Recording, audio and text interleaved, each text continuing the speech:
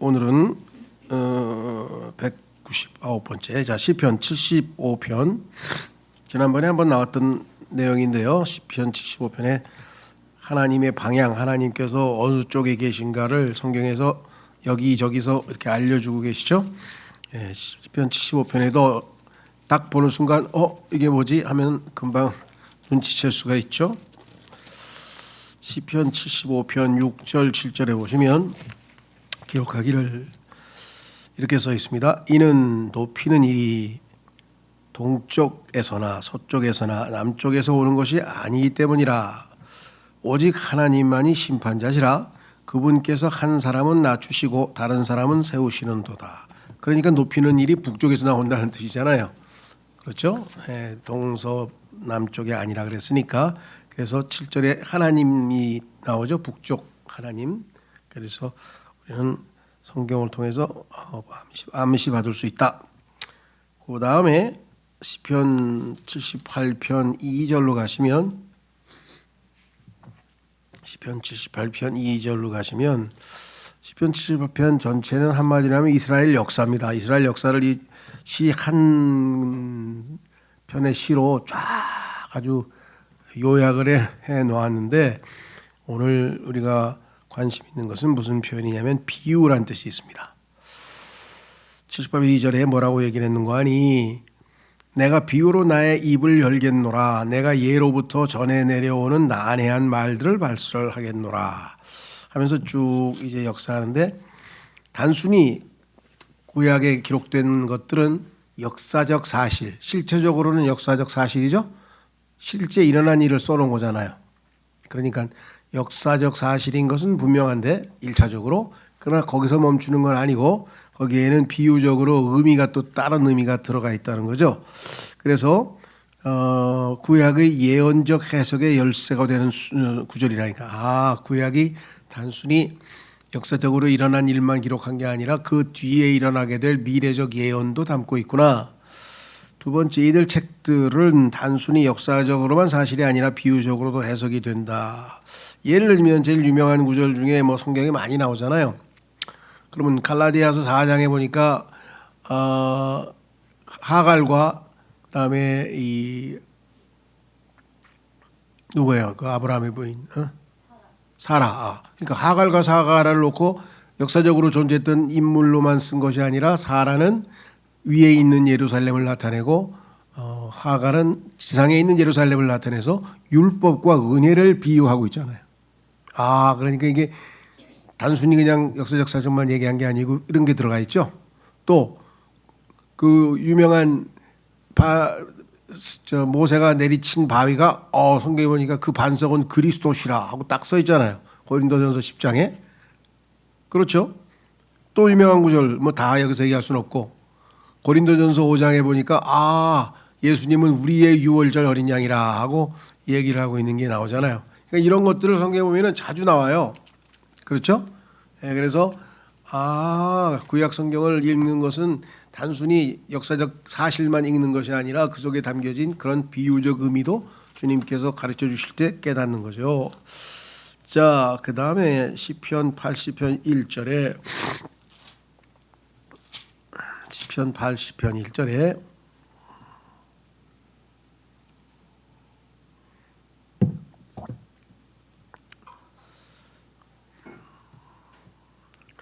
이런 표현이 있어요. 오 이스라엘의 목자여 요셉을 양떼처럼 이끄시는 당신이여 귀담아 들으소서. 그룹들 사이에 거하시는 당신이여 빛을 발산하소서. 빛을 발산하소서.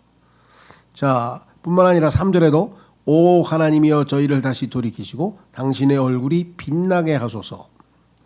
또 밑으로 내려가시면 7절에도 오 만군의 하나님이여 저희를 다시 돌이키시고 당신의 얼굴이 빛나게 하소서.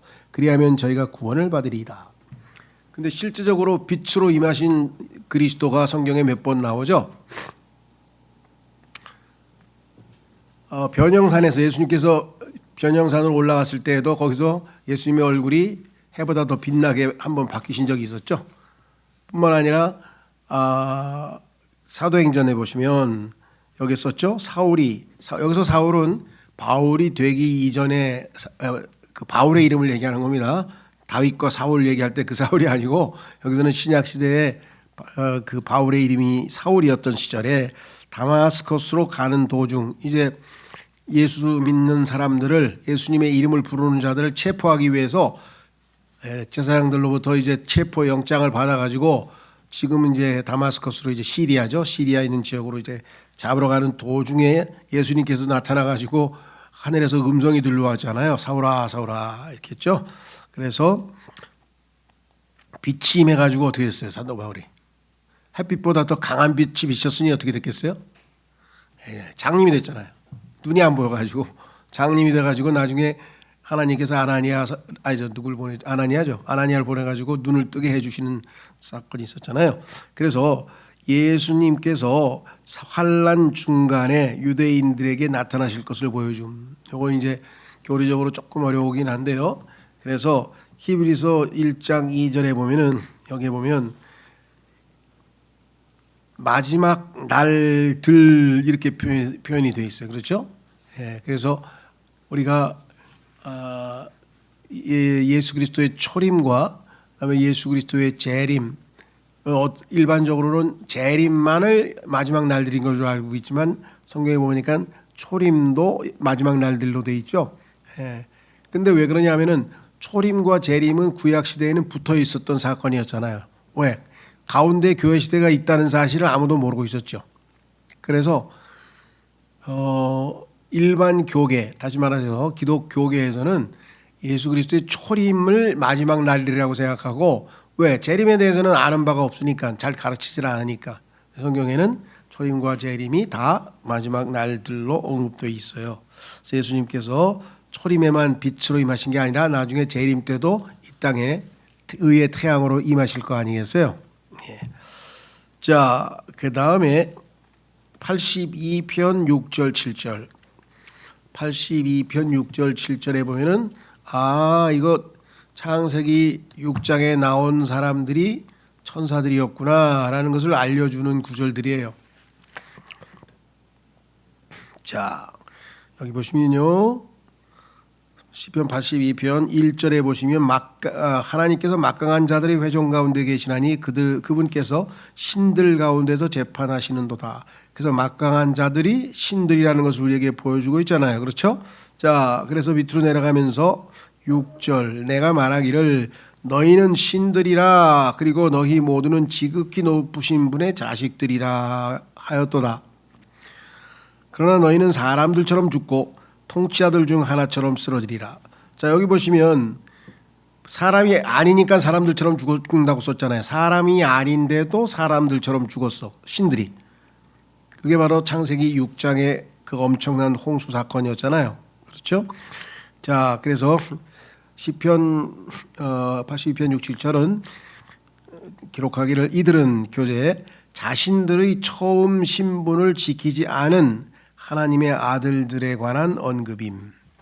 자, 유다서와 베드로후서에 보면은 하나님의 처음 신분을 원래 하나님의 아들들이라고 하는 신분을 가지고 있었어요. 천사들이 하나님의 아들들이라고 하는 신분을 가지고 있었는데 그걸 지키지 않고 어떻게 했어요? 땅으로 내려왔어요. 그래서 이제 자 보세요. 하나님의 하늘에 원래 위치가 그렇죠. 하늘에 있는 하나님의 천사들인데 원래는 근데 이 자들이 이제는 땅으로 내려온 마귀의 천사가 되어버린 거예요.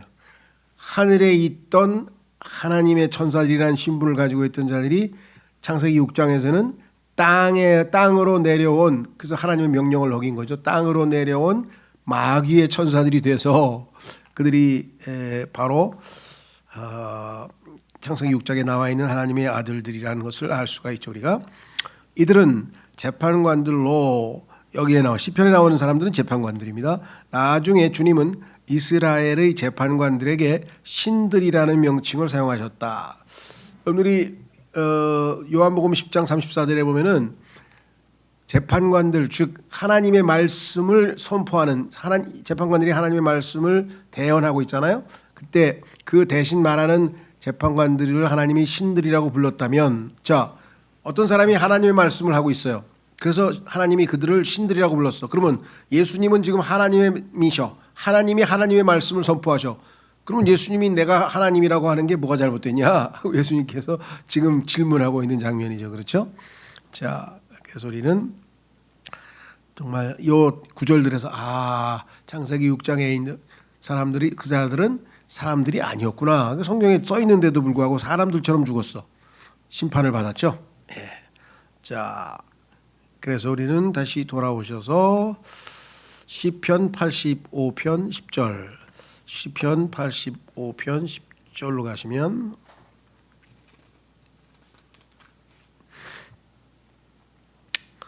시편 85편 10절 뭐라고 써 있냐면 이렇게 써 있습니다.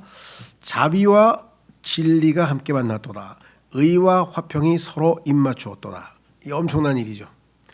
자비와 진리는 만날 수가 없죠. 진리대로 하면 우린 자비를 받을 수가 없어. 진리대로 하냐면 우린 다 죽어야 돼. 그다음에 하나님의 의로운 심판 앞에서는 우리는 화평이 있을 수 없어. 다 불안해. 다 죽어야 돼. 그러니까 참으로 조합이 안 맞는 거죠. 때로는 우리 쪽에서 보면은 하나님께만 해당이 되는데 여기 중요한 것 의와 화평이 서로 입맞추었도다. 자, 의와 화평 순서를 조심하셔야 돼요. 이렇게 써 있습니다. 교재에 가시면 의가 화평에 앞서 있음을 유의할 것.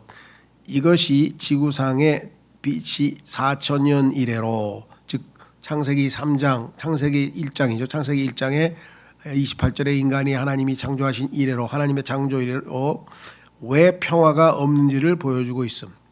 왜 이 지상에는 항상 전쟁이 끊이지 않았을까? 셀 수도 없이. 그러니까 인간이 이 지상에서 평화를 누린 시기들은 잠시 전쟁이 쉬고 있었을 때지 계속 전쟁이 일어난 거예요.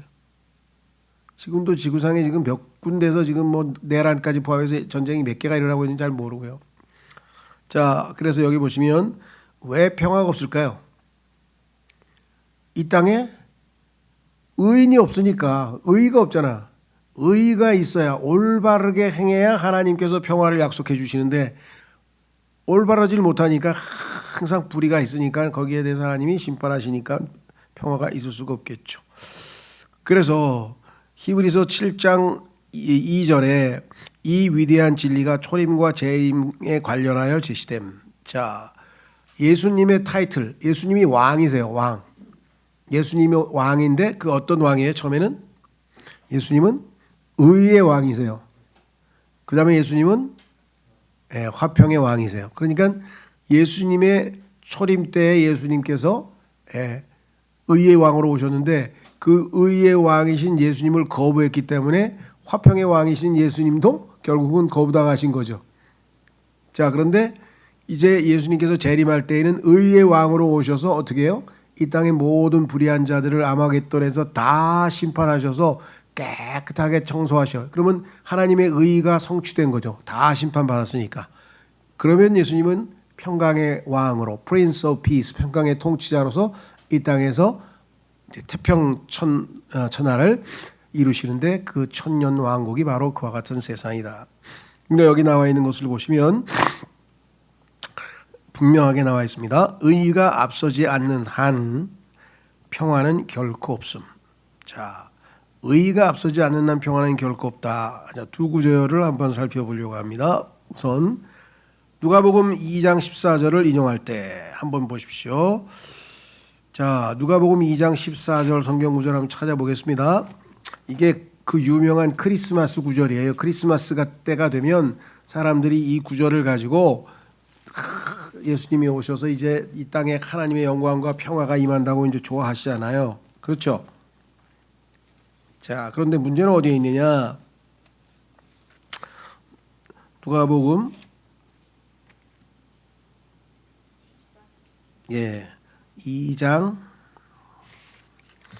14절. 누가복음 2장 14절. 자, 이렇게 써 있어요.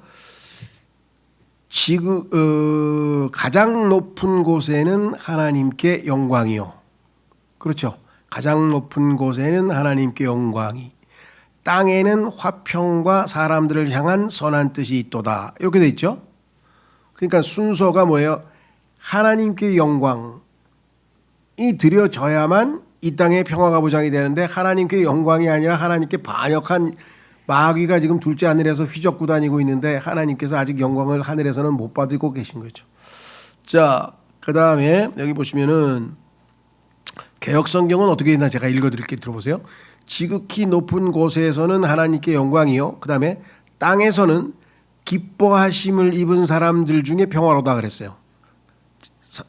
우리 성경 어떻게 되어 있습니까? 킹제임스 성경은 사람들을 향한 화평과 선한 뜻이로다 이렇게 되어 있는데 기뻐하심을 입은 사람들이라고 해서 이 사람들은 하나님의 구원받은 사람들이니까 구원받은 사람들은 하나님의 화평을 누릴 수 있다. 이렇게 영적으로 비유적으로 해석을 하려고 하는데 성경까지 뜯어 고쳐가지고 하면은 그건 곤란한 얘기죠. 그래서 성경에는 예수님의 초림 때에 이스라엘 백성들이 또 이 세상 사람들이 예수님을 거부했기 때문에 실제적으로는 예수님은 이 땅에 화평을 가져오지 못했죠. 안 가져오신 거죠. 자, 그래서 우리는 다시 이 성경 구절이 변경돼서 잘못된 메시지를 지금 우리에게 주고 있다. 그래서 지금은 이 세상에는 주님이 오셔서 모든 의를 심판할 때까지는 화평이 없다. 두 가지 구절로 성경에서 확인해 보겠습니다. 자, 그 유명한 뉴욕에 가서 시간이 없어가지고 그 유엔 본부에 가서 이걸 좀 보고 왔어야 되는데 제가 못 봤는데 이사야서 한번 가보겠습니다.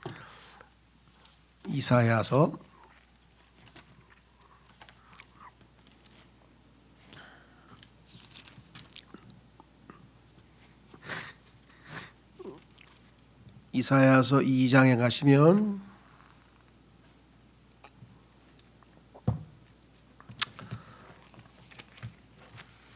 재림하시는 예수님에 대해서 이렇게 말씀을 했어요.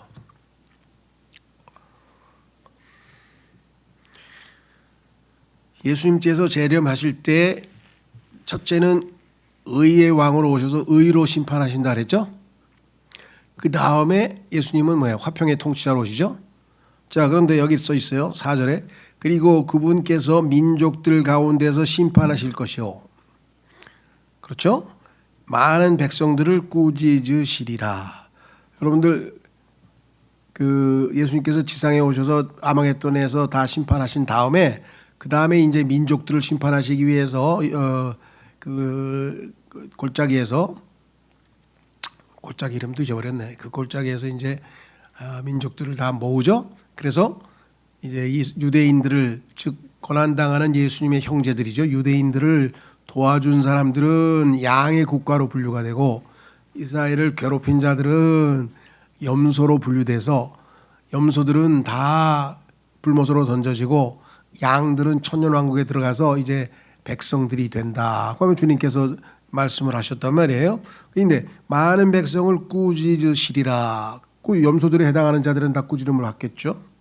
그리고 그들은 자신들의 칼들을 두들겨서 양으로 분류된 많은 사람들이 이제 더 이상 전쟁이 없으니까 예수님이 태평성대를 이루셨으니까 화평의 통치자로 오셨으니까 이 지구상에 더 이상은 이제 전쟁이 없죠. 그 전쟁이 없으면 어떻게 되겠어요? 여기 나와 있네. 자신들의 칼들을 두들겨서 전쟁할 때 사용했던 무기가 칼들인데 이사야서 2장 4절 보고 있습니다. 지금 보습들을 만들 것이요. 이거 농사 짓는 기구죠. 자신들의 창들을 두들겨서 가지 치는 낫들을 만들 것이라. 민족이 민족을 대적하여 칼을 들어올리지 아니할 것이요. 그러면 어떻게 돼요? 그들은 더 이상 전쟁을 배우지도 아니하리라. 왜? 1000년 동안 태평성대가 있는데 뭐하러 전쟁 배우고 뭐 저 이건 뭐라 하나 웨스트 포인트 뭐 저 군사관학교 그런데 왜 가요? 갈 필요가 없는 거예요. 자, 인류가 지금 꿈꾸고 있는 게 뭡니까? 이 세상에 정치 지도자 치고 평화 얘기 안 하는 사람 봤습니까? 모든 정치 지도자는 평화는 국가적 우리가 대외에서의 넓은 의미에서의 평화가 국내로 오면은 평화를 뭐라 그러냐면요 안보라 그래. 안보. 그러니까 국가가 질서 있게 예를 들면은 치안이 유지되고 도둑도 없고 그렇죠. 이렇게 안전하게 지켜주겠다. 그게 평화잖아요. 이 세상에서는. 그거를 모든 정치 지도자들이 약속을 하는데 인류 역사상 6천 년 동안 전쟁이 없었던 시기는 단 한 번도 없었고 계속해서 전쟁이 있어요. 왜? 의의가 없다 그랬잖아요. 이 세상은 죄인들이 판치는 세상이잖아요. 의의는 하나도 없는 세상에서 무슨 어떻게 의의가 평화가 있을 수 있냐 이거죠. 그런데 인간은 평화를 원해. 그렇죠? 여기 나와 있는 것처럼. 그래서 이 구절을 너무 사모하는 거예요. 이 구절이 너무 멋있어. 야, 사람들이 칼들을 두들겨서 보습을 만들고 창들을 두들겨서 낫을 만들고 칼을 들어올리지도 않고 전쟁도 안 배우고 야, 이게 우리가 꿈꾸는 세상 아니야. 유토피아. 우리가 꿈꾸는 태평성대다. 그래서 이 구절을 유엔 안전보장이사회에서 채택을 한 거예요. 유엔의 안전보장이사회. 안전보장이사회라고 하는 것은 뭐냐면 전쟁에서 세계 평화를 유지하기 위해서 전쟁 안 나게 막고 그다음에 평화유지군을 만들어서 보내서 분쟁 지역에서 조정을 하고 뭐 이런 역할을 하는 거예요. 그러니까 유엔이라고 하는 기구에서 핵심 기구가 유엔 안전보장이사회고 그 핵심 기구의 5대 강국이 뭐 상임이사국을 차지하고 앉아가지고 거부권 틱틱 행사하고 이러고 있잖아요, 그죠? 네, 그러니까 전 세계에서 세계 평화를 책임지는 최고의 유엔의 안전보장이사회에서 이 구절이 세계 평화를 상징하는 가장 멋진 구절이다 그래가지고 뽑아서 유엔 본부 앞에다가 6m가 는 6m인지 10m인지 크다는 하얀 벽 대리석 있잖아요. 벽에다가 이사야의 벽을 이사야 여기 이사야서잖아요. 이사야서 2장 4절을 썼는데 이런 멍청한 사람들이 있어요. 뭘 썼는지 아세요? 2장 4절에서 그리고부터 썼어. 그러니까 앞에 민족들을 심판한다는 얘기는 빼버렸어요. 의의가 있어야 화평이 오는데 의의를 빼버렸어요. 왜? 의의는 두렵다 이거지. 이해가 되세요? 그러나 예수님은 이 땅에 오셔서 의의를 먼저 행하시는 거예요. 그래서 민족들을 심판하시고 난 다음에야 이 땅에 화평을 가져다 주시지. 이해가 되세요? 그래서 성경에 앞으로 예수님께서 치루셔야 할 또 다른 전쟁이 있다는 거죠. 다시 돌아오십니다. 자, 그 다음에 한 구절 더 우리에게 적용해 보겠습니다. 성경에서 의와 화평은 너무 중요한 거예요. 사람들은 의롭지 않은 상황에서조차도 화평을 원해. 근데 의가 없으면 화평은 있을 수 없다. 로마서 14장 17절. 로마서 14장 17절. 여러분, 내가 그리스도인이에요. 내가 하나님의 자녀예요. 그런데 오늘 죄를 지었어. 그럼 화평이 있어요, 없어요, 나한테? 내가 지금 그리스도인인데 오늘 죄를 지었어, 하나님한테. 그러면 화평이 있을 수가 없는 거죠. 화평을 되찾으려면 어떻게 돼요? 자백을 하고 용서를 받아야 될 거 아니에요. 그래서 하나님 앞에 다시 의롭다고 하는 의롭다고 인정받아야 될 거 아니겠어요? 예. 그래서 로마서 14장 17절에 이렇게 써 있습니다. 이는 하나님의 왕국은 먹는 것과 마시는 것이 아니요. 이 세상 사람들은 다음 대통령 기다려가지고 그냥 경제를 잘 활성화해가지고 그냥 우리가 더 잘 먹고 더 잘 살자. 한낱 세계 모든 나라의 통치자들은 더 잘 먹고 더 잘 살게 해주겠다는 거예요. 그리고 평화롭게 해주겠다는 거예요. 전쟁 안 나게 해주고. 그것밖에 더 있어요? 그런데 여기 나와 있어요. 하나님의 왕국은 먹을 거 먹는 거 그거와 관련된 게 아니고 성령님 안에서 의가 먼저 있어. 성령님께서 내 안에서 나의 삶을 주관하시면 내가 의로운 삶을 살아 하나님 앞에. 그러면 당연히 화평이 따라와. 그러면 기쁨도 따라와. 즐거움도 따라와. 의와 화평과 즐거움이 순서적으로 주어져 있어요. 이것은 뭐예요? 성령 안에서 이루어지는 거예요. 영적인 왕국이고 내면적인 왕국이기 때문에 다른 사람은 안 보일 수 있어요. 내 안에 이루어지는 거예요. 그렇죠? 자, 그래서 의와 화평의 순서가 얼마나 핵심적인 진리인지 이걸 놓치니까 이 세상 사람들이 평화를 위해서 그냥 수천억을 들이고 막 별짓을 다 해도 하나님께 뭐예요? 예수 그리스도를 믿고 너희가 의롭다고 인정받으면 그때부터 네 마음속에서 화평이 있을 것이라. 그런데 암 치료약 개발하고 뇌 이 치매약 치료하고 그다음에 뭔 치료하고 해가지고 좋은 약 개발해가지고서 오래오래 살면 행복하게 살 것 같이 지금 착각하고 앉았잖아요. 자, 안타깝죠? 그다음 넘어가셔서 시편 104편 26절, 시편 104편 26절로 가보시면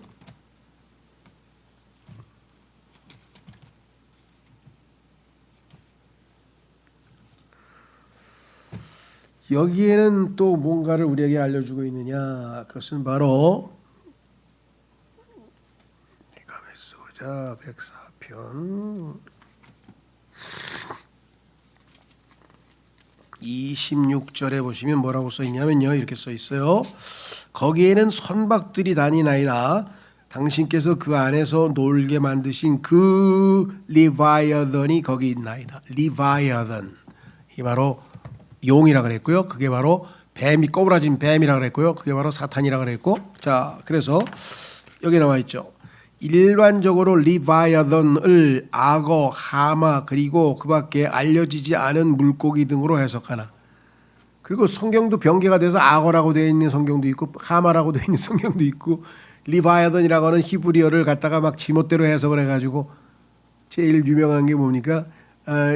성경을 하나님이 해석하면 자기들은 해석을 안 해. 리바이어던 그러면 그냥 놔둬야 되는데 이걸 악어 막 하마 이렇게 써. 근데 하나님께서 그냥 거인이라고 번역을 하면 자기들은 또 번역을 안 하고 히브리어로 가지고 네필림이라고 또 써놔. 야, 마귀는 그냥 하나님하고 정반대로만 하네. 정반대로만. 거기에 또 다 넘어가요. 껌뻑. 네필림이라는 뭐 하나님께서 네필림을 몰라서 네필림이라는 단어를 안 쓰시는가요? 네필림이라는 단어는 타락한 자라는 뜻이에요. 그런데 그들을 하나님께서는 영어로 giants, 거인이라고 번역을 하셨어요. 그럼 거인이라고 하면 되지. 그걸 꼭 히브리어로 네필림이라고 써가지고 사람들이 네필림이 뭐야? 나쁜 놈들인데도 좋은 놈일 수도 있지 않아? 막 이렇게 되면 곤란한 얘기죠. 자, 그 다음에 여기 보시면 성경에 보니까 이게 뭐냐면 고래예요. 고래. 이 고래. 어떻게 알 수 있는가? 요나서에 보니까 하나님께서 큰 물고기 하나를 준비하셔서 이게 고래라 그랬고요. 그 다음에 예수님께서도 성경에서 고래가, 그래서 요나가 고래의 뱃속으로 들어가듯이 하면서 예수님이 자기가 죽고 장사되고 부활할 것, 요나가 죽었다가 장사됐다가 부활한 것처럼 예수님도 똑같이 그렇게 될 것을 요나에 빗대어서 말했잖아요. 그러니까 아까 또 뭐라 그랬어요? 구약 성경은 비유라 그랬죠. 그러니까 요나의 죽음이 예수 그리스도의 죽으심과 장사하심과 부활을 비유적으로 이렇게 보여주잖아요. 아, 이게 그 사건이구나. 자, 그래서 고래는 사탄의 모형이라고 말씀드렸죠. 그래서 여기 마태복음 12장 40절에도 예수님께서 그대로 고래라고 해석을 하셨습니다. 자, 그 다음에 시편 109편으로 가시면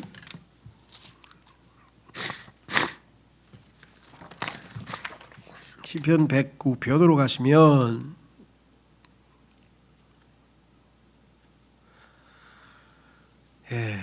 이 시편은 친구라고 불렀던 자, 예수님께서 마태복음 26장 50절에서 가론 유다 이스카리옷 뭐라 그랬어요? 친구라 그랬죠. 친구요 하고 예수님께서 불렀잖아요. 에 대한 저주의 시. 마귀를 예표하고 있는 이 가론 유다를 나중에 하나님께서 반드시 심판하실 텐데, 구약 시대에는요 사악한 자, 이게 그 성경에 나와 있는 것을 흉내내서 뮤지컬에다가 The Wicked라고 하는 뮤지컬을 만들어서 사람들에게 얘기하고 있는데, 일반적으로 얘기하는 그 사악한 자는 성경에서 말씀하시는 바로 다름 아닌 바로 그 사악한 자, 하나님을 대적하는 그 자예요. 그렇죠? 그래서 소위 말하면 여기 나와 있죠. 그 사악한 자. 지금 몇 편 하고 있어요? 우리가 109편에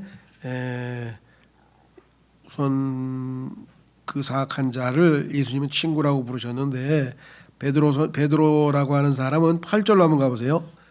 자, 시편 109편 8절에 가면은 베드로가 한 말이, 사도행전에서 한 말이 여기에서 인용한 말씀이죠. 시편 109편 8절에 그의 날들을 거의 없게 하시며 그의 직책을 다른 이가 취하게 하소서. 그래서 그것을 빼앗아 가지고 마티아스에게 제비 뽑아서 넘겨줬죠. 가론 유다가 한 일을. 자, 그래서 우리는 하나님께서는 심판만 하시는 게 아니라 저주도, 축복만 하시는 게 아니라 저주도 하시는 분이죠. 그래서 이 마귀를 저주하는 시가 성경에 여러 군데 나옵니다. 결국은 저주 받을 거잖아요. 예, 그래서 여기 나와 있습니다. 시편 109편에 보면은 여러분들 그래서 오해하시면 안 돼요. 시편에 보니까 저주하는 시가 있더라. 그래서 막 자기가 싫어하는 사람이나 자기가 아주 그냥 자기를 괴롭힌 사람을 하나님께서 저주하여 주시옵소서 하면서 성경대로 기도한다고 막 그건 그렇게 기도하면 안 되죠. 성경에서 저주할 때는 물론 악한 자들에 대한 저주는 맞아요. 그렇지만 우리는 이제 신약 시대는 원수까지 사랑해야 되는 거 아니에요. 바뀌었잖아요. 이제 뿐만 아니라 여기서 교리적으로는 저주받는 자는 적그리스도 즉 하나님 사탄을 얘기하는 거기 때문에 사탄을 저주하는 것과 사람을 저주하는 것은 또 별개 문제죠. 그래서 함부로 우리가 저주하는 시를 써서나 시를 읊어서는 안 돼요. 구약 시대는 교리적 바탕하에 허락이 된 것이죠. 자, 그래서 여러분 잘 아시는 것처럼 영어의 영어에서 말하는 악담이라 그러죠. 악담. 제일 큰 악담이 뭐예요? 하나님이여 저놈을 저주하여 주시옵소서. 그거를 줄이면 뭐야? God damn. damn이라는 말이 저주하라는 말. D-A-M-N.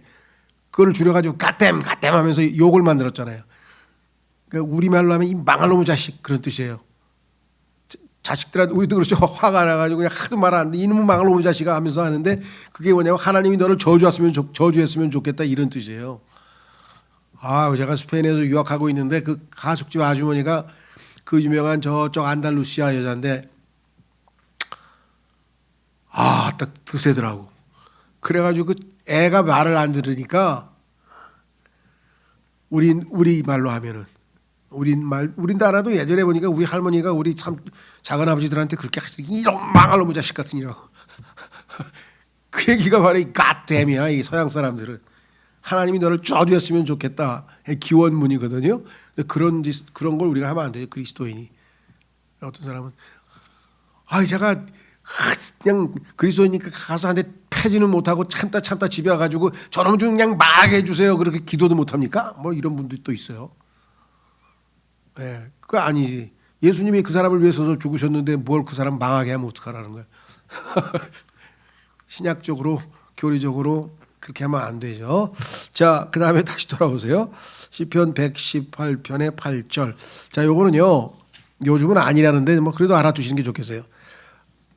얼마 전까지만 해도 요 구절이 성경 전체 31,178인가 뭐 173구절인가 성경 전체 3만 몇 구절 중에서 정 가운데 절이라고 알려져 있는 성경인데 신기하게도 시편 118편의 8절에 보시면 주를 신뢰하는 것이 사람에게 확신을 두는 것보다 낫도다 이렇게 써 있어요. 그러니까 이 구절이 하나님께서 성경의 정 가운데 두셨다 뭐 이렇게 알려져 있었는데 무슨 컴퓨터로 계산하니까 뭐 그게 아닌 것 같다고 또 누가 그랬다나. 그래서 이제 요즘은 좀 과거에는 이 얘기를 많이 했었는데 자, 그 다음에 시편 139편. 시편 139편은 하나님의 성품 중에서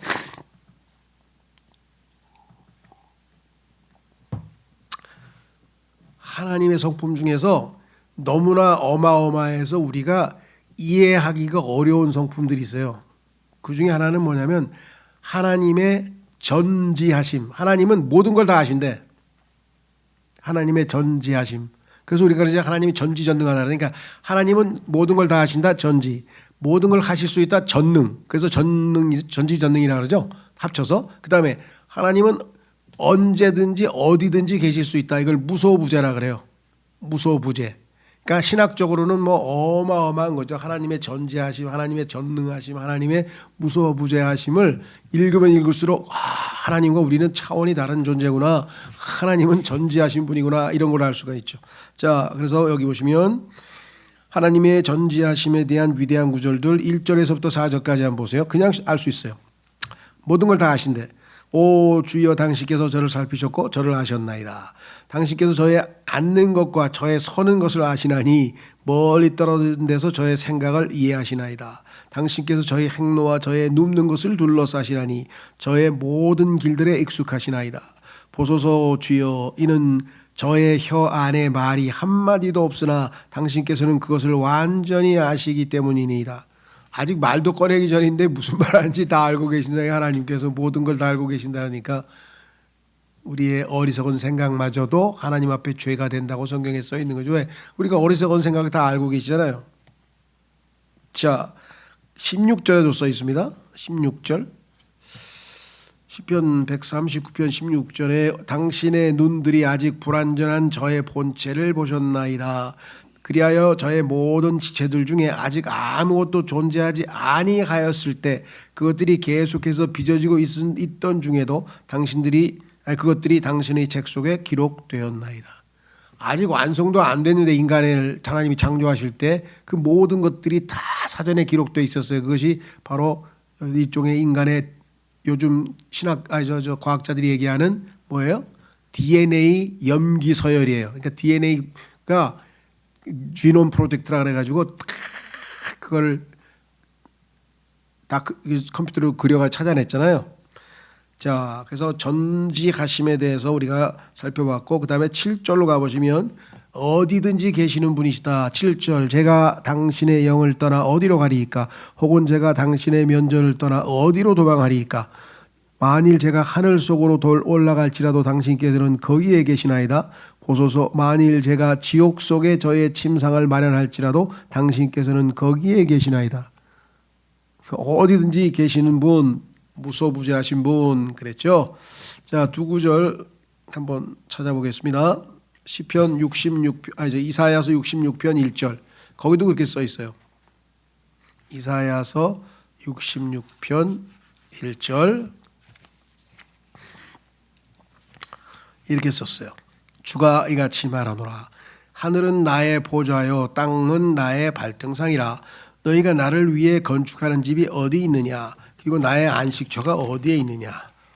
모든 것이 하나님의 보좌고 발등상인데, 자, 그 다음에 예레미야 23장 24절에도 역시 하나님의 무소부재에 대해서 말씀하고 있어요. 예레미야 23장 24절, 예레미야 23장 24절에 보시면 이렇게 써 있죠.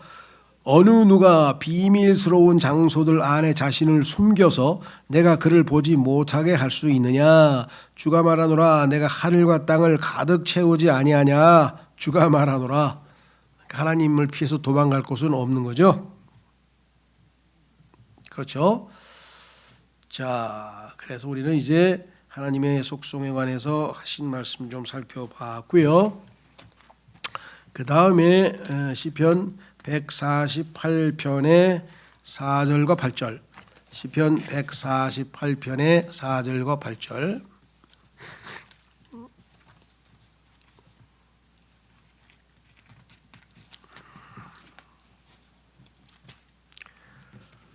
자, 여기 보시면 뭐라고 써 있냐면요. 너희 하늘들의 하늘들아, 너희 하늘들 위에 있는 물들아, 그분을 찬송하라. 자, 성경에 보면은 분명히 하늘이 세 개가 있어요. 그렇죠? 셋째 하늘이 있으니까. 자, 그러면 첫째 하늘은 우리가 대기권이라고도 얘기하는 스카이라는 스카이, 새들이 날아다니고 공기가 있는 곳, 대기권이라 그러죠. 그럼 대기권을 벗어나면 우리는 뭐라 그럽니까? 우주 공간이라 그래요. 스페이스라 그래요. 스페이스. 그렇죠? 우주 요즘에 막 쏴 올릴 때 보면은 이제 대기권을 벗어났다 뭐 이러고 얘기를 하잖아요. 공기가 없는데요, 이제 거기는. 그래서 그 공간을 우주 공간이라 그래요. 스페이스. 자, 그런데 우주가 끝나는 우주 공간이 둘째 하늘이 끝나는 곳에는 구름이 있고 얼음같이 단단하게, 그 다음에 그 위에는 어마어마한 물이 있다고.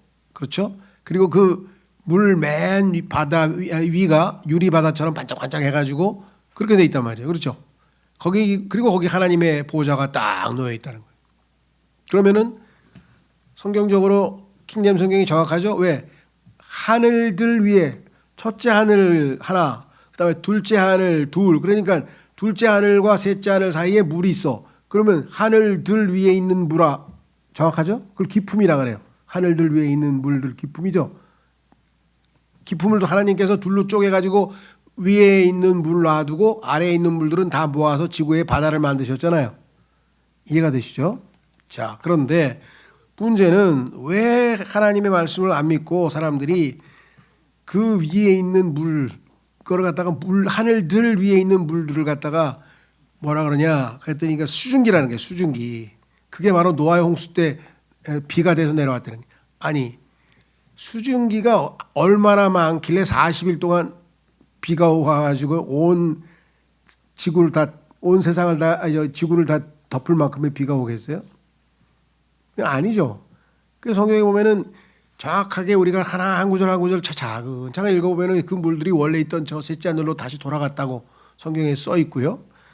지금 얘기한 것처럼 궁창 위에, 즉 하늘들 위에 있는 물들이니까 그것은 수증기나 구름이 아니고 둘째 하늘에 있는 바로 그 물이죠. 그래서 베드로후서에도 이 물들이 나중에 이제 쏟아져 내려와서요. 그렇죠? 예. 자, 그래서 창세기 1장 2절이 다 물로 덮였다 그랬죠. 자, 그러면은 이제 우리는 잠언으로 넘어갑니다. 잠언으로 넘어가기 전에 시편을 마무리하면서 시편에서 사실은 119편을 좀 다루고 싶었는데 시편 119편은 자 한번 펴보세요. 이거 여러분들이 잘 알고 계셔야 되는데 이거는 정말 여러분 마음에 나는 정말 하나님의 말씀에 대해서 좀 더 알고 싶다. 하나님의 말씀에 대해서 자 알고 싶다 한 사람은 우리 교회에서 한 시편 강해가 있어요.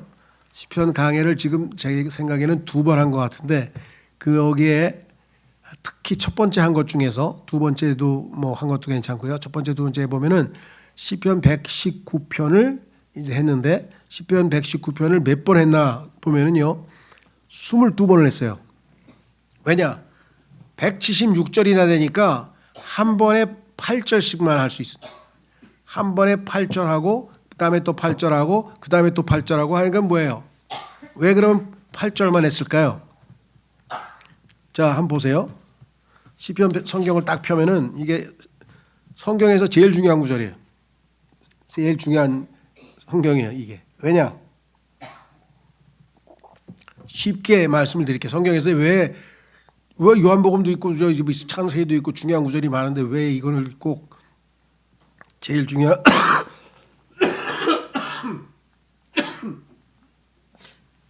구절이라고 말씀하시느냐? 아시는 분 계세요? 신비로운 거예요. 성경이 성경에 대해서 얘기하는 거예요. 그게 시편 119편이에요. 성경이 성경이란 무엇인가를 스스로 얘기하고 있는 책이 시편 119편이에요. 그런데 하나님께서 얼마나 지혜로우신지 어떤 방식을 썼는가 보세요. 자, 시편 119편 펴시면 자, 맨 위에 보니까 알레프라고 했다. 알레프. 요거는 히브리어의 첫 번째. 우리는 기역, 니은, 디귿 할 때 그렇게 순서대로 이제 되고 영어는 A, B, C, D가 되어 있다면 히브리어는 알레프, 베트, 기멜 이렇게 나가요. 22개가. 무슨 말 이해가 되죠? 철자예요, 철자. 히브리서 22개의 철자인데 그러면 알레프가 제일 먼저 나오는 철자예요.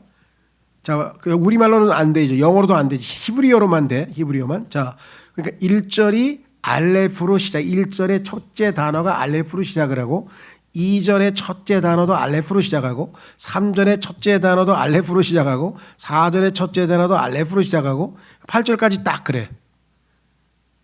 그래서 하나님께서 하나님의 말씀에 관해서 딱 한 말씀 하셨어요. 여기다가. 그렇죠? 예. 그 다음에 9절서부터 16절까지는 전부 두 번째 철자인 베트로만 시작해. 모든 게 다 베트로 시작을 해. 그 다음에 왜 하나님께서 예수님의 이름을 아들의 이름을 말씀이라고 지어주셨는지 이해가 되시죠? 이게 진짜 말씀이야. 3절에 가면 17절서부터는 전부 기멜로만 시작을 해. 그럼 이거 맨 마지막으로 가보세요. 타오로 끝나는데 타오 176절. 그러니까 22개의 철자에 하나의 철자당 8절씩을 쭉 말씀하셨는데 주제가 하나님의 말씀이야. 하나님의 법이라고도 하고 하나님의 규례라고도 하고 하나님의 명령이라고도 하고 말씀의 칭호도 한 7, 8개가 나오고 신기하죠. 자, 이 땅에 인간의 학문 중에도 비슷한 게 있어요. 인간이 공부한 학문 중에는 자 일반적으로 뭐 경제학 그러면 어떻게 백성들을 우리 사람들이 잘 먹고 잘 살게 할 수 있느냐 뭐 이런 거겠죠. 경영학 회사를 어떻게 잘 경영해서 뭐 회사에서 이익을 창출해서 돈을 버느냐. 사회학 인간들끼리 사회생활 잘해서 싸우지 않고 어떻게 좀 참 소통하고 말이지 막 남녀 차별 안 하고 말이 막 어린애 안 때리고 좀 잘 돌보고 뭐 약간 베레베레 학문을 다 만들어놨어. 근데 그 백날 해가지고 막 박사가 수천 명 수만 명이 돼도 해결이 안 돼. 해결이 안 돼. 지금 대통령이 누가 되든지 해결이 안 돼. 이거는 주님이 오셔야 해결될 일이니까 여기에 신경 쓸 거 없어요. 난 누가 대통령이 되든 나는 하나님이 뽑으라는 사람 기도하고 그냥 뽑았어. 그런데 그것밖에 없어. 그래서 신경 쓸 것도 없어. 하나님이 다 알아서 하실 거예요. 이제 그렇죠? 예. 자, 그러니까 모든 이 땅의 인간의 삶의 방식은 어떻게 의사 표시를 하냐면 언어를 사용해요. 그러면 사회 현상에 대해서도 언어로, 경제에 대해서도 언어로, 정치에 대해서도 언어로, 뭐 미술에 대해서도 언어로 다 말을 해. 그렇죠? 그런데 신기한 게 뭐냐면 언어학이라는 게 있어. 언어학. 우리 새로 오시는 목사님이 언어학 박사예요. 이거 아주 중요한 언어란 무엇인가? 를 공부하는 게 언어야. 언어는 뭐예요? 의사소통의 도구야. 우리는 하루라도 언어를 안 사용하면 말을 안 하면 우리는 의사소통도 안 되고 생활이 안 돼. 그게 언어인데 그 언어가 뭐냐? 이렇게 물어보는 학문이야. 우리는 성경 말씀으로 묵상하고 기도하고 그냥 말씀을 사랑하고 막 읽고 기뻐하고 막 그러고 하잖아요. 그런데 성경이란 무엇이냐를 물어보는 게 시편 119편이야. 성경이란 하고 성경이 성경에 대해서 말하는 거예요. 신기하죠? 그러니까 인간의 언어학과 같이 언어를 사용하고 단순히 통신 수단이나 의사소통 수단으로만 쓰는 게 아니라 언어 자체가 뭐냐를 물어보는 학문이야. 근데 성경도 마찬가지. 성경은 뭐야? 하나님의 말씀이다. 진리다. 그렇죠? 하나님의 말씀은 뭐 어떻다. 이렇게 우리가 다 배우고 그런데 갑자기 성경이 성경에 대해서 말씀을 하는 거야. 그래서 사실은 제가 체력만 되면은 수요기도에 52주에 그냥 시편 119편을 하면 딱 두 번 했죠. 2번 했는데 그때는 시편을 하다가 중간에 한 거예요. 시편을 하다가 119편이 나왔으니까 그것도 22번에 걸쳐서 하긴 했는데 아예 그냥 시편 119편만 이제 딱 해서 8절씩 해가지고 한번 다시 도전해보고 싶었는데 체력이 안 되더라고요. 너무 분량도 많고 그래가지고 언젠가 하나님이 기회를 주시겠지. 그건 잘 모르겠어요. 근데 하여간 여러분들한테 이거를 이제 도전하는 거예요. 정말 근데 좀 쉽지는 않아요. 그래도 하여간 읽어요. 근데 여기에 명언이 엄청 많아요. 이게 성경에 보면은 우리가 그 유명한 하나님의 말씀에 관한 명언들이 여기 다 들어가 있어. 도전을 하기 위해서 제가 시편을 끝내면서 좀 말씀드린 게 시편 119편은 성경이 성경에 대해서 말씀하고 있는 책이다. 성경에서 가장 신비로운 책이에요. 하나님이 성경을 이 세상에 있는 하나님의 제일 높으신 이름이 주라는 이름인데 그 주라는 이름보다도 더 크게 높이신 게 성경이야. 그런데 그분이 성경에 대해서 평가하고 그분이 성경에 대해서 말하니까 엄청난 얘기죠. 그렇죠? 그래서 시편 119편은 이거 웬만한 사람이 다루거나 어떻게 할 수가 없는 책이라는 거죠. 자, 그러면 우리는 이제 잠언으로 들어가면 잠언은 어찌 읽다 보면 이거 무슨 동양에 나오는 뭐 사소경하고 좀 비슷해 내용이. 그런 건 느끼셨나요? 뭐 읽다 보면 이게 무슨 생활의 지혜에 관한 책이죠. 생활의 지혜에 관한 책이야. 그래서 여기 잠언은 그래서 우리는 잠언을 지혜의 자라, 지혜, 그렇죠? 지혜로운 사람을 다루고 있다. 지혜로운 사람은 이렇게 산다, 이렇게 얘기죠. 예. 시편은 이제 우리가 행복한 사람, 복되도다. 그다음에 욥기는 불행한 사람이죠. 이 세상에서 제일 불행한 사람. 나중에 전도서에 가면 이 세상에서 제일 세상적인 사람, 이 세상에서 그냥 부와 명예와 권력만 쫓았던 사람, 그 다음에 아가서로 가면 천상의 사람, 그냥 온통 마음이 하늘에만 가 있고 땅에는 안 가 있는 천상에서 살고 있는 사람. 그래서 이 5가지 책은 성경에서 가장 깊이 있는 책이에요. 마음에 깊숙이 타취되지 않으면은 그냥 피상적으로 이렇게 아는 정도 갖고는 안 되는 책인데, 어려우니까 잘 교회들에서 이 5책은 잘 다루지도 않아 사실은. 그렇죠? 저희는 그래도 욥기도 3번 했고, 시편도 2번 했고, 잠언도 2번 했고, 또 뭐야, 전도서도 한 3번인가 2-3번 했고, 아가서도 2-3번인가 2번인가 3번 했죠. 하여간 어쨌거나 최대한 해보려고 했는데요. 오늘 잠언으로 가시면 1장 7절. 잠언 1장 7절.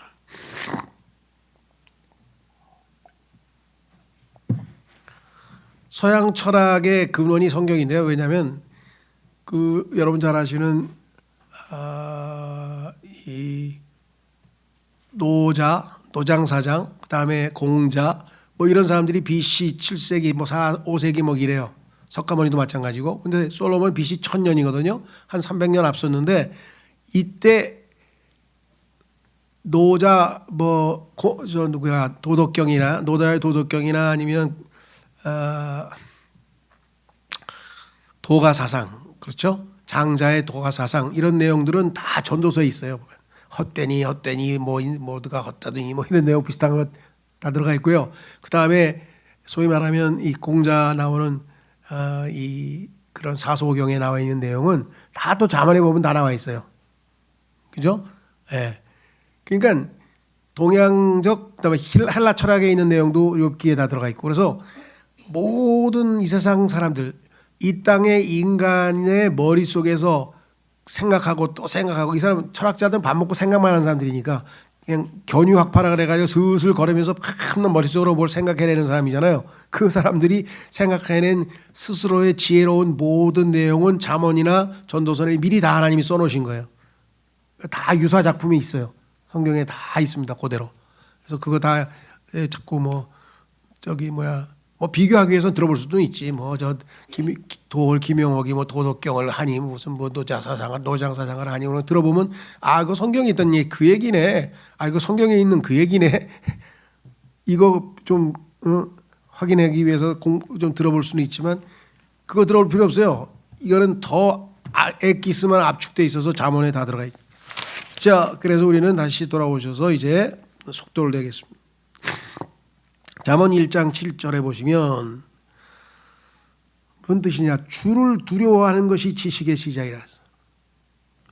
이 세상에서 인간이 제일 싫어하는 게 뭔지 아세요? 두려움. 아담이 왜 도망쳤습니까? 하나님으로부터? 두려워서 숨었다 그러잖아요. 죄를 짓고. 그렇죠. 죄는 인간에게 두려움을 심어줘요. 그래서 죄 지은 다음에 하나님이 무서워서 도망쳤다고 아담이 고백을 했잖아요. 그렇죠?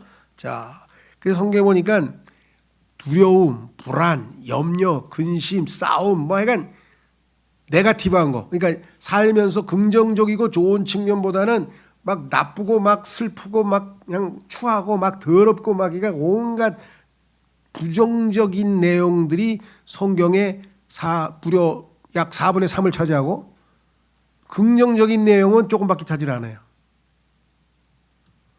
이 원칙이 굉장히 중요한 거예요. 이 땅에서는. 그래서 어떤 분이 그 얘기를 했죠.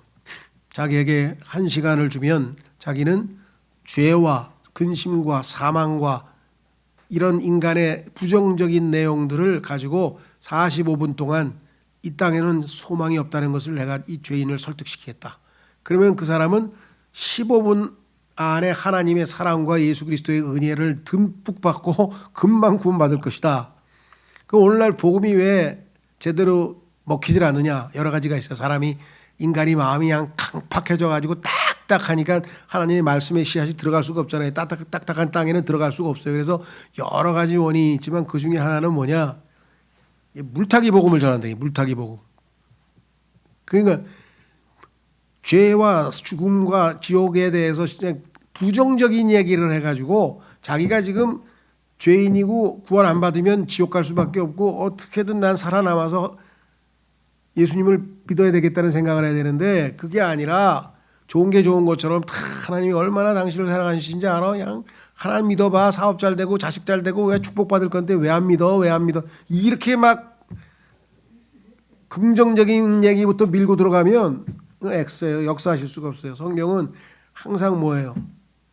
하나님의 복음은 뭐라 그랬어요? 성경에 보니까 로마서에서 하나님의 복음에 대해서 딱 나오는데 첫 번째 단어가 뭐예요? 하나님의 진노가 하늘로부터 나타나니. 이게 복음의 첫 마디예요. 네거티브예요? 포지티브예요? 플러스예요? 마이너스예요? 그 마이너스잖아요. 이건 지금 부정적인 얘기잖아요. 하나님의 진노가 하늘로부터 나타나니 누구? 불의한 자들. 하나님을 하나님으로 못 알아보는 놈들. 두 번째, 불의한 놈들. 불경건한 자들. 하나님을 하나님으로 모르는 자들. 불경건. 이웃을 인간으로 사랑해주지 아니하고 학대하고 인간에게 막 잘못된 행동을 하는 자들. 이 모든 자들에 대해서 하나님의 진노가 하늘로부터 계시되어 나타나느니라. 이게 하나님의 복음의 첫 번째. 복된 소식이 왜 그래요? 그 다음에 복된 소식이 나오지 이제. 그렇죠? 네. 그래서 인간이 죄인이 돼서 불안하고 덜덜 떨고 숨어가지고 그냥 그러고 있는데 예수 그리스도께서 나타나셔서 그들의 죄를 다 들춰내고 이 죄값을 내가 갚기 위해서 왔다. 네. 누구든지 죄를 시인하고 그게 회개죠. 내 아들을 믿으라. 그러면 네가 하나님 앞에 의롭다고 인정받고 이제 구원을 받으리라. 이렇게 된 거잖아요. 자, 그래서 우리는 이게 엄청나게 중요해요. 성경은 부정적 진리의 힘이에요. The power of negative thinking인데 놀랍게도 노만 빈셋 필이라든가 또 있어요. 하여간 저 수정교회 그 이름도 잊어버렸는데 로버트 슐러. 하여간 미국에서 좀 날린다는 목사들 중에서는 그냥 상당수의 사람들이 마귀에게 이렇게 잘못해가지고 긍정적 메시지만 던지는 거야. 그래가지고 이 사람이 뭐라고 설교하냐면 교회에 사람들이 밀려 들어오게 할 수 있습니다. 죄에 대해서 단 한마디도 안 하시면 됩니다. 죄에 대해서 단 한마디도 안 하고 그럼 뭐 여기 뭐야? 뭐 하는 집단이야? 우리는 다 죄인들이 모여가지고 죄 용서받은 기쁨에 여기 모여 앉아있는데 죄 얘기를 단 한마디도 하지 말라고? 이런 참 기가 막힌 짓이 일이 벌어지고 있는 거예요. 그래서 크리스찬들은 어디 가서 환영을 못 받아요. 왜? 나쁜 얘기만 하잖아. 야, 이 세상에서 뭐 살아봐야 헛되고 헛된 세상에서 왜 사냐? 나는 영원한 살기를 택했어. 이 세상에서 그냥 한 80년, 90년 그냥 생고생 하더라도 난 영원히 행복할 거야. 그 이상한 소리만 하고 다니는 사람처럼 되잖아요. 그리스도인들이. 왜? 네거티브. 그런데 이 부정적 진리를 붙들고 하나님 앞에 죄인으로 두려움 가운데 벌벌 떨고 저를 용서해 주십시오부터 나가는 사람은 그 다음에 긍정적인 것 80% 얻을 수 있어요. 자, 그래서 여기 나왔어요. 여기 나와 있는 단어가 다 그런 거예요. 잠언 9장 10절, 욥기 28장 28절 여기 보면 다 두려움도 나오고 이런 얘기만 나오거든요. 부정적 진리가 얼마나 중요한데 이걸 다 거부하고 있어요. 사람들이. 두 번째, 잠언 1장 24절에서 33절 여기에 보면은요 무슨 얘기가 나오냐면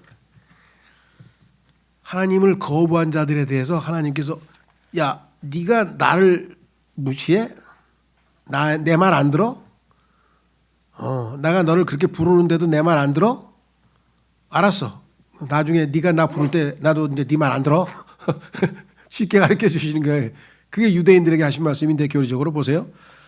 24절 이는 내가 계속 너희를 불러왔으나 너희가 거부하였기 때문이라. 내가 나의 손을 뻗었는데도 유념하는 사람이 아무도 없었도다. 오히려 너희는 나의 모든 조언을 무가치하게 여겼고 나의 책망을 전혀 원하지 아니하였으니 나 역시 너희의 재난의 때에 비웃겠노라.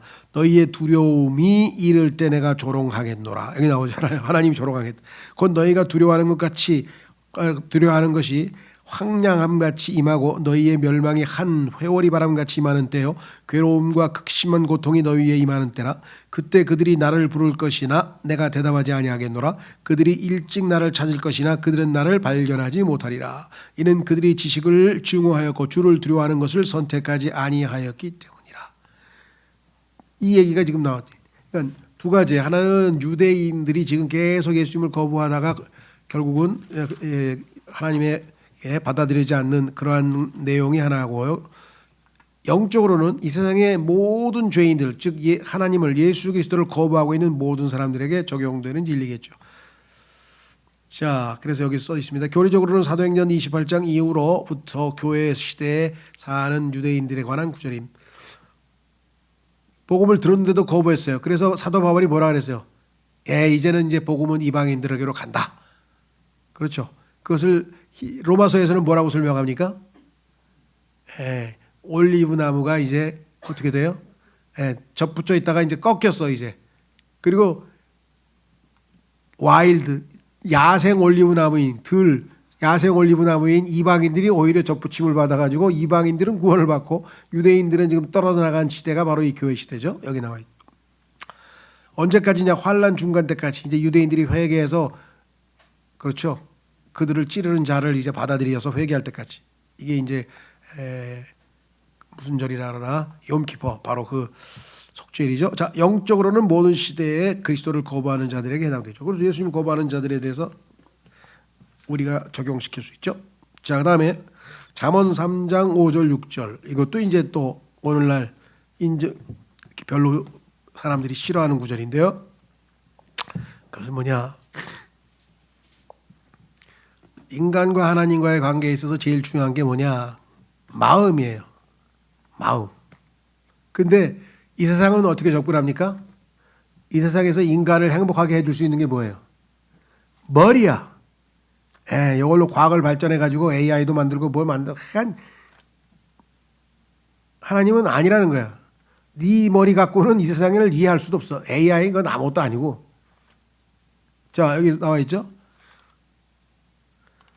5절 너의 마음을 다하여 주를 신뢰하라. 그리고 너 자신의 명철에 기대지 말라. 근데 인간은 인간의 명철로 과학을 발전시켜 가지고 뭐 의학을 발전시키고 뭐 AI를 만들어 가지고 막 뭐 뭐든지 다 할 수 있을 것처럼 생각하는데 하나님께서 하늘에서 비웃고 계신다니. 야, 이놈들 봐라.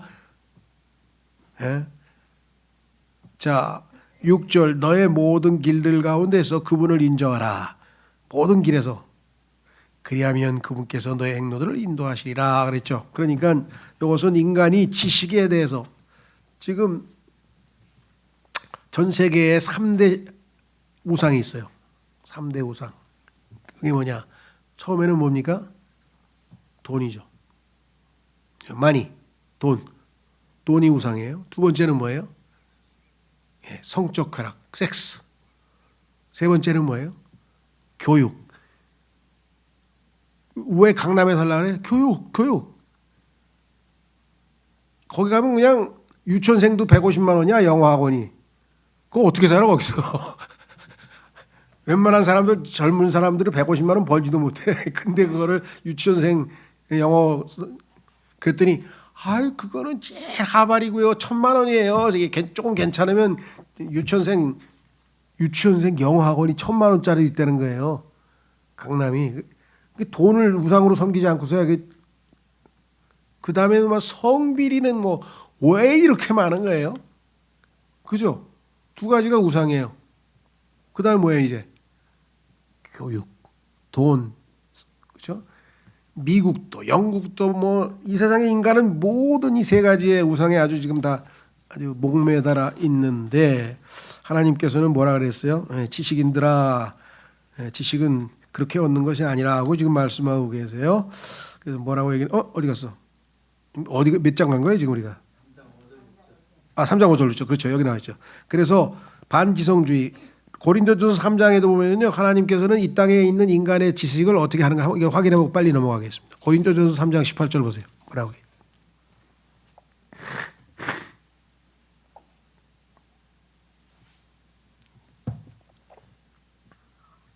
고린도전서 3장 18절에 아무도 자신을 속이지 말지니라.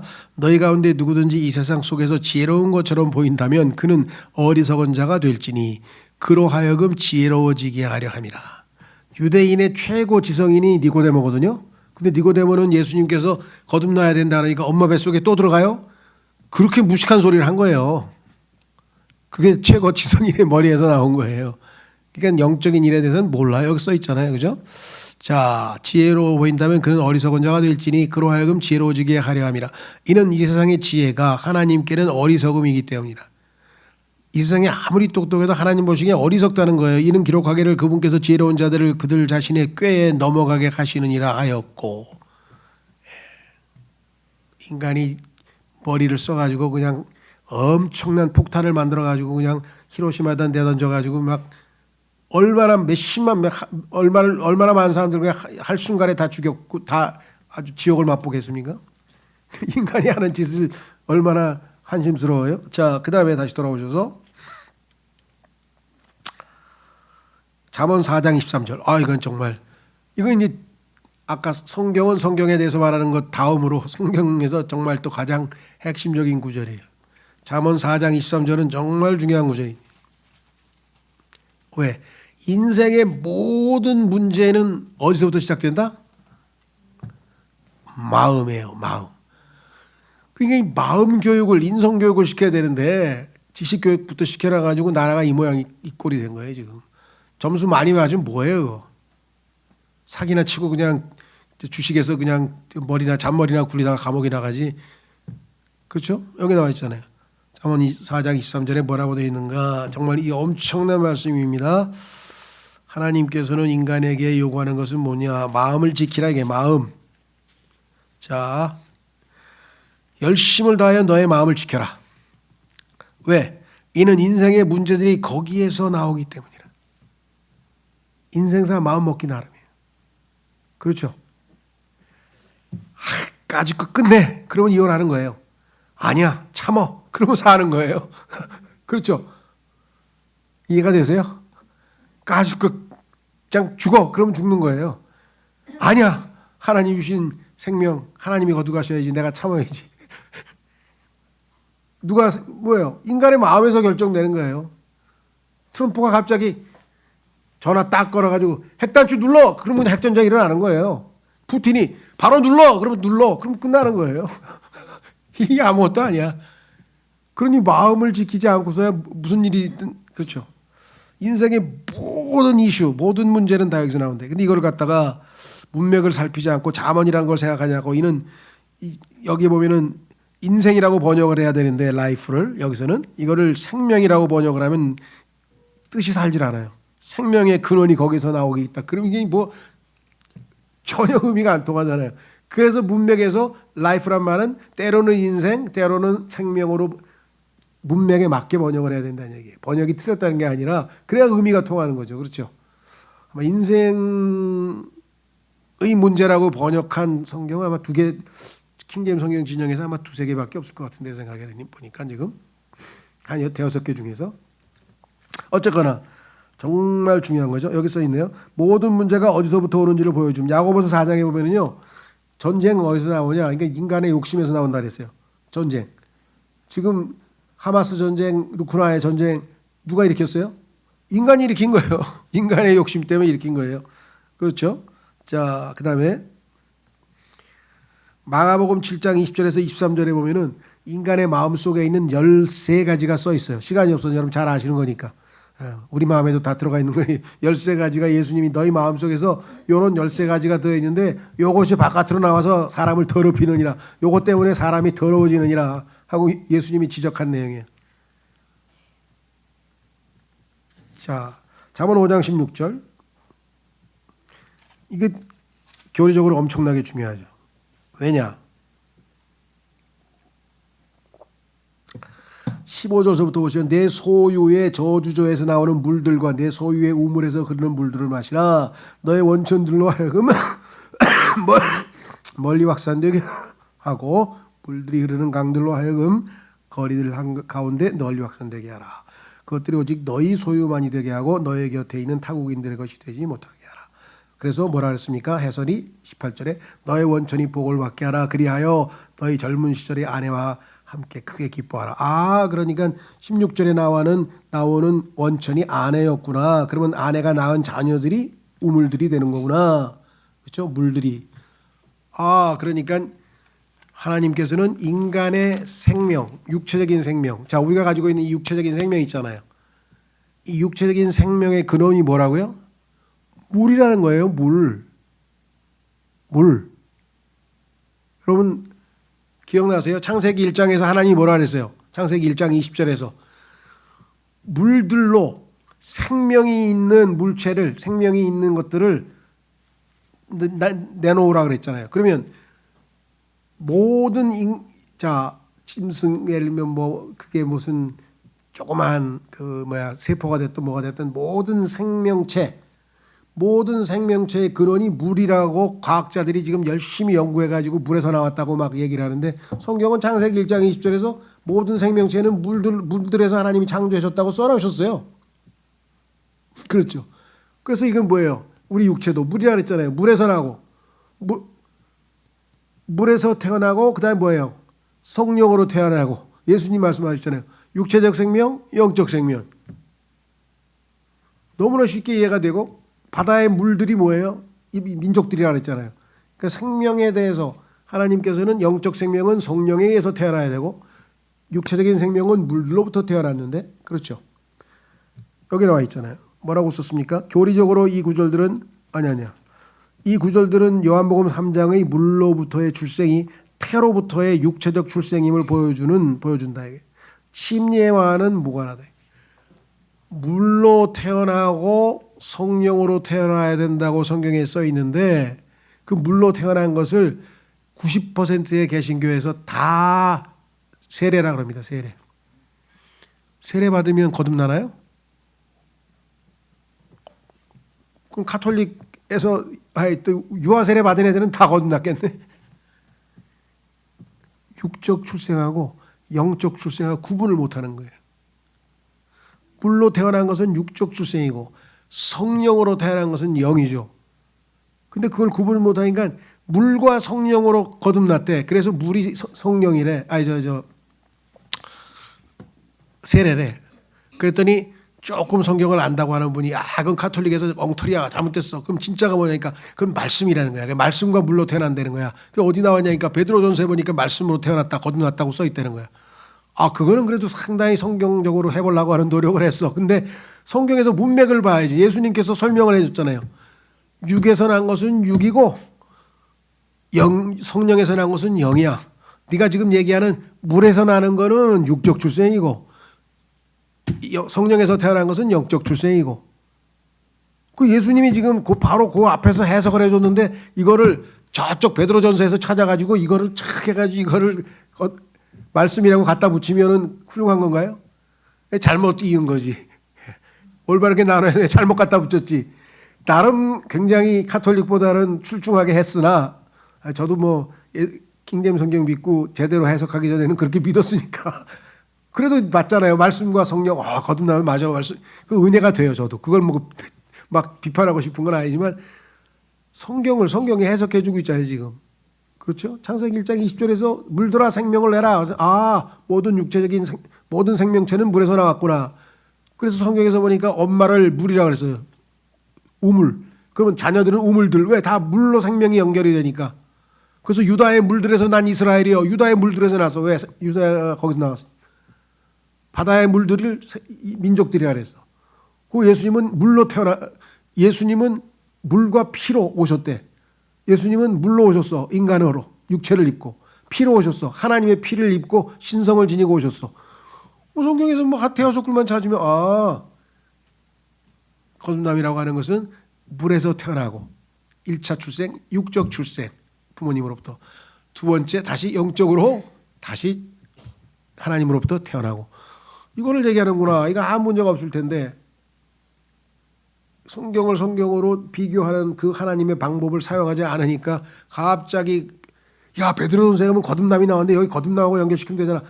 거듭남하고 연결시키는데 여기서는 지금 물과 성령으로 거듭난 게 아니라 물로 태어나고 그 다음에 이게 1차 출생이고 다시 태어나야 돼. 그거는 성령으로 출생하는 거지 물로 태어나는 거하고 아무 상관없어요. 이해가 되시는지 모르겠는데 하여간 그 이무상 형제님은 평생 이 구절이 머릿속에 이해가 안 되고 해석에 마음에 안 들다가 이거 듣고 그냥 막 기뻐가지고 그냥 이거 하나 배웠어도 내가 진리춘역에 온 거 보람이 있다고. 자기 평생에 이 성경 구절이 하나님의 말씀에서 말씀으로 쫙하게 해석이 돼서 막 기뻐 죽겠다고 그러시더라고요. 모르겠어요.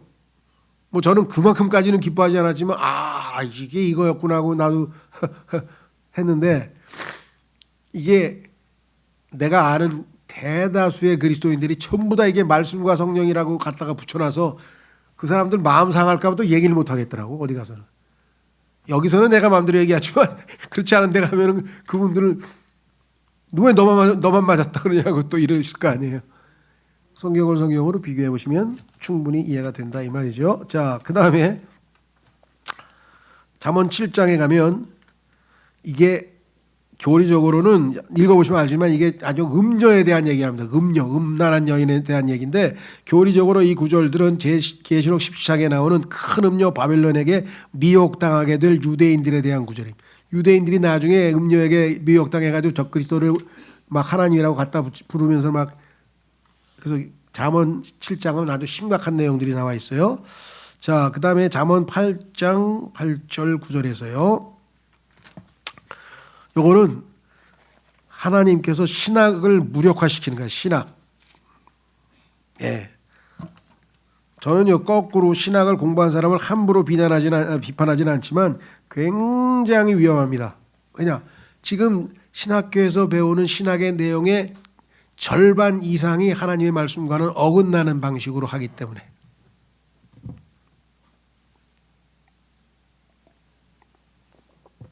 자, 그래서 여기 보시면 뭐라고 되어 있느냐. 8절에 보시면 이렇게 써 있습니다. 나의 입에서 나오는 모든 말들은 의 안에 있느니라.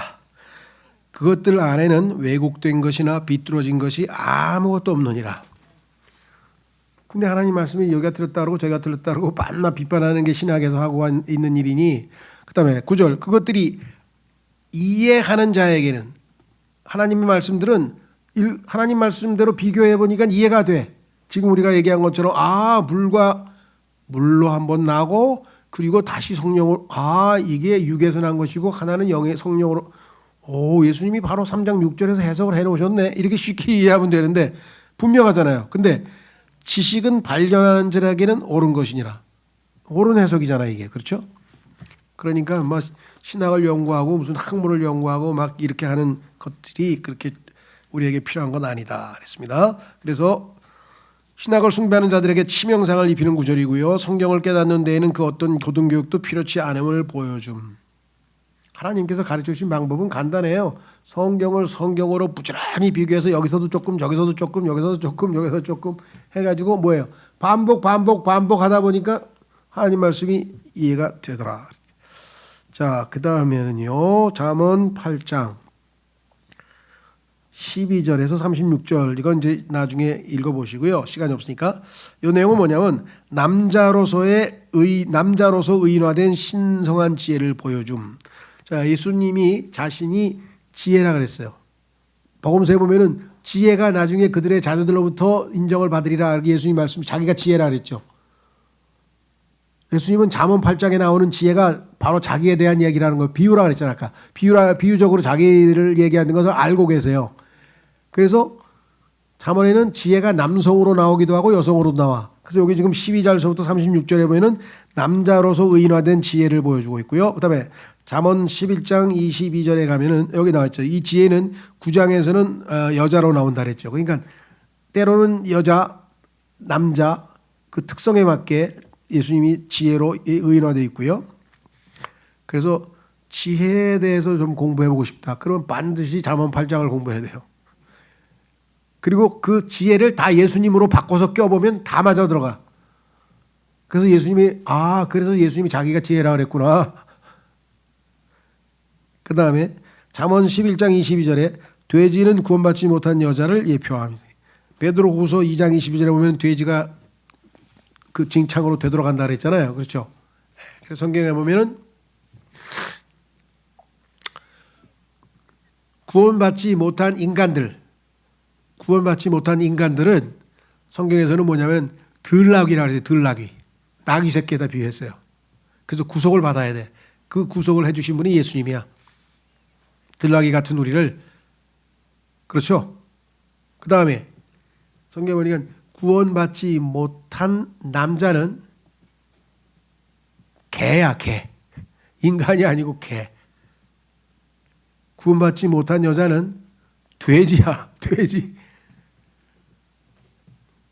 뭐 개하고 돼지하고 결혼하면 할 말이 없는데, 아이 왜 구원받은 자매가 개하고 결혼을 하려고 그러고, 왜 구원받은 남자가 왜 돼지하고 결혼하려고 그러는데 그 이해를 못 하겠다니까. 정말 구원받았다면 정신 차려야지. 여기는 그걸 모욕적으로 느낄 사람이 없으니까 다행인데 함부로 어디 가서 얘기하기도 쉽지 않아요. 그래도 하여간 뭐 성경에 나와 있는 사실은 사실대로 얘기를 해야 돼요. 어떡하겠어요. 그죠? 하나님 보시고 웃으실 거야. 아니 지는 구원받은 신분이 하나님의 아들인데 왜 개하고 결혼하려고 그러는겨?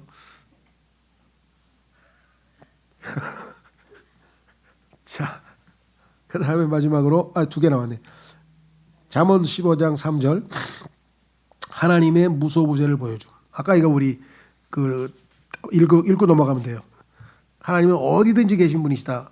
잠언 15장 3절 보세요.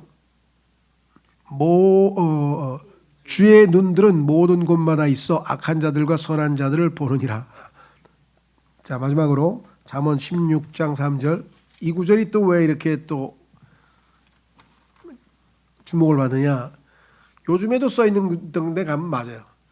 이 가게나 식당이나 뭐 이런 영업장에 가면은 이 구절이 턱 이렇게 뭡니까 이거 안에 집어넣어가지고 그렇죠? 이런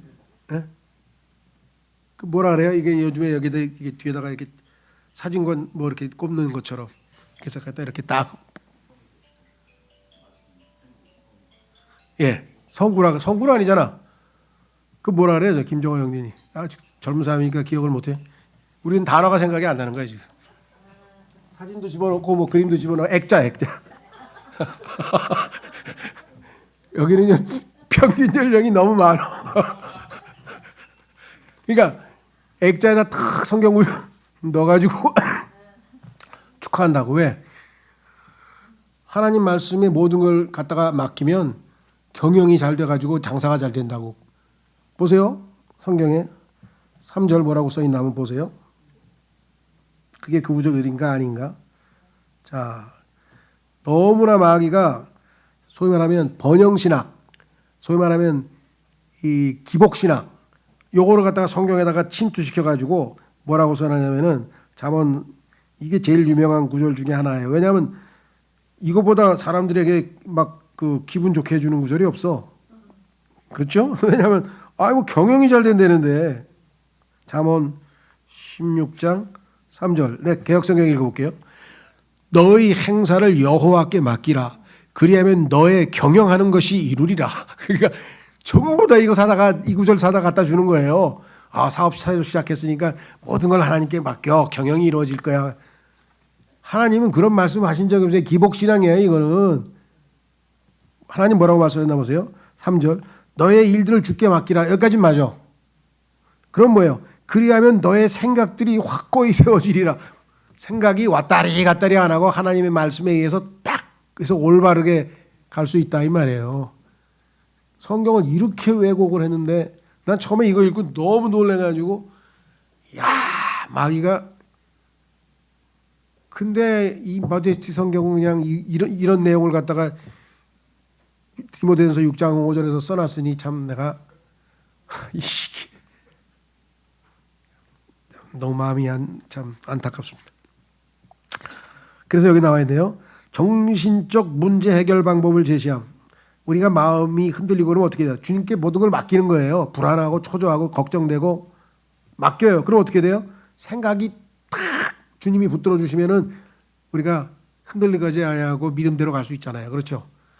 구역이 일어났는데 우리의 마음을 바로잡는 얘기를 하고 있는데 장사 잘 되는 얘기로 갖다 붙여놨어. 돈을 만몬 신앙을 믿는 사람이 뜯어고친 거 아니면 뭐냐고 도대체. 이해가 되세요? 예. 그래서 고린도후서 10장 3, 4절에 보면요.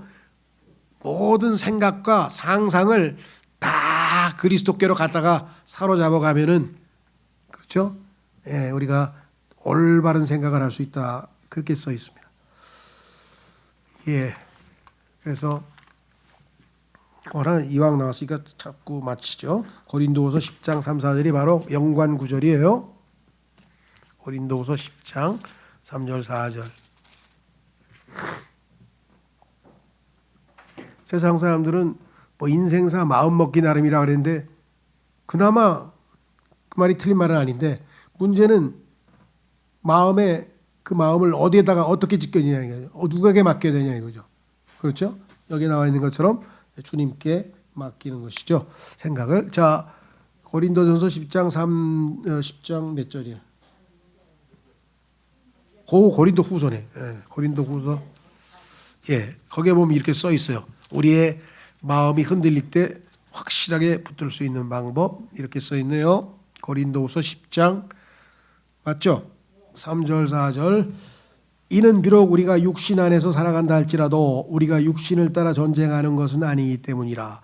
이는 우리의 전쟁 무기들은 육신에 속하지 아니하고 다만 하나님을 통해 막강하여 강한 요새들을 무너뜨리기 때문이라. 5절. 우리는 상상들과 하나님의 지식을 대적하여 스스로를 크게 높인 모든 높은 것들을 저마다 허물어뜨리며 모든 생각마다 사로잡아 뭐라 그랬습니까? 그리스도께 순종하게 하고. 헛된 생각은 거기에 끌려다니다 보면은 헛된 행동을 하는 거예요. 그렇죠? 헛된 생각을 했는데 헛된 행동이 안 나오겠습니까? 근데 그걸 빨리 사로잡아서 그리스도께 갖다 바치고 순수한 생각, 진실된 생각, 올바른 생각만 하면 우리가 승리하겠죠. 예, 마치겠습니다.